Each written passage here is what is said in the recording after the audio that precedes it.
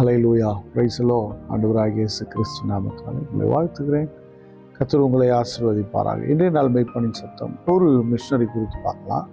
இவர் இங்கிலாந்து நாட்டை சார்ந்தவர். ஆமாம், இங்கிலாந்துலேருந்து நிறைய பேர் இந்தியாவுக்கு வந்திருக்காங்க. அப்படியாக இவரும் இந்தியாவுக்கு வந்தார். அன்னைக்கு பெங்கால் அப்படிங்கிற அந்த மாநிலம், அந்த மாநிலத்தை குறித்த மிகுந்த பாரமுடையவராக வந்தார். கப்பலில் இறங்கின உடனே மக்களெல்லாம் பார்த்து ரோட்டில் இறங்கி முழங்கால் படியிட்டு எல்லா மக்களுக்காக கண்ணீரோடு ஜெபம் பண்ணார். அப்படி ஜெபம் பண்ணார். அது மட்டும் இல்லை, இந்த வங்காள மொழியை கற்றுக்கொள்ளும்படி விரும்பினார். சீக்கிரமே கற்றுக்கிட்டாரு. சைனா மொழி அவருக்கு ஏற்கனவே தெரியும். அப்படி இதெல்லாம் தெரிஞ்சனால அவர் என்ன பண்ணார், கைப்பிரதி நிறைய எழுதினார், நிறைய புத்தகங்கள் எழுதினார், நிறைய சின்ன சின்ன ட்ராக்ஸ்லாம் அவர் தான் ரொம்ப அறிமுகப்படுத்தினார். அது மட்டும் இல்லாமல் இந்த மக்களுக்கு சுவிசேஷம் சொல்லணுங்கிற தாகம் அவருக்குள்ளே பெருக்கமாக இருந்தனால சின்ன சின்ன சுவிசேஷ சிறு கூட்டங்களை ஏற்படுத்தினார். அது மட்டும் அல்லாமல் பள்ளிக்கூடங்களை கட்டினார். எஜுகேஷன் அன்றைய காலங்களில் வங்காளத்துலலாம் பெங்கால்லலாம்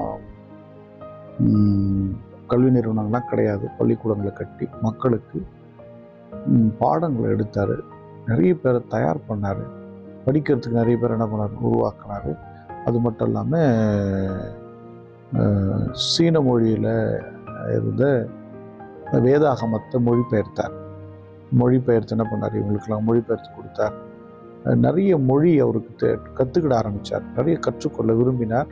அதனால் அவருக்கு ஒரு பேர் இருந்தது, வேதாகம புலமை பெரியார் அப்படின்னு ஒரு பேர், அப்போ பட்ட பேர் வச்சுருந்தாங்க அவருக்கு. அது மட்டும் இல்லாமல் மக்களுக்குள்ள தேவனுடைய வார்த்தைகளை சொல்வதற்கு மிகுந்த ஆர்வமுடையவராக இருந்தார். மக்களுடைய வாழ்விலே மாற்றம் உண்டாவதற்கு அவர் விரும்பினார். நிறைய பேர் அதனால பாவத்திலிருந்து விடுதலை ஆனாங்க. அசுத்தமான வாழ்வில் வெளியே வந்தாங்க. கட்டுண்டவர்கள், நிறைய பேர் பொறுப்பில்லாத மக்களெல்லாம் பொறுப்புள்ளவர்களாய், குடும்பத்தின் மீது அக்கறை உள்ளவர்களாய், தேசத்தின் மீது அக்கறை உள்ளவர்களாய் மாறினாங்க. யார் மூலமானு சொன்னால் ஜோஷுவா மாஸ்மேன் அப்படிங்கிற ஒரு தேவனுடைய மனுஷன் மூலமாக. கண்பானவர்களே, நம்ம இன்றைய காலம் எல்லா வசதிகளும் இருக்கும்போது நம்மளால் ஒரு பெருசாக செய்ய முடியல.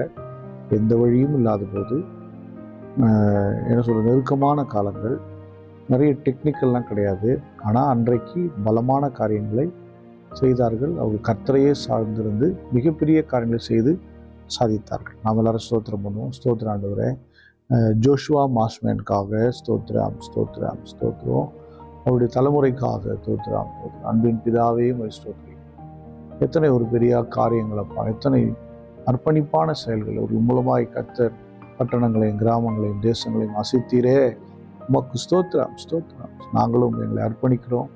எங்களை கொண்டு எதையாகிலும் செய்வீராக. இயேசு கிறிஸ்துவின் நாமத்தால் ஜெபிக்கிறோம் நல்ல பிதாவே. ஆமென். God bless you. Bye bye.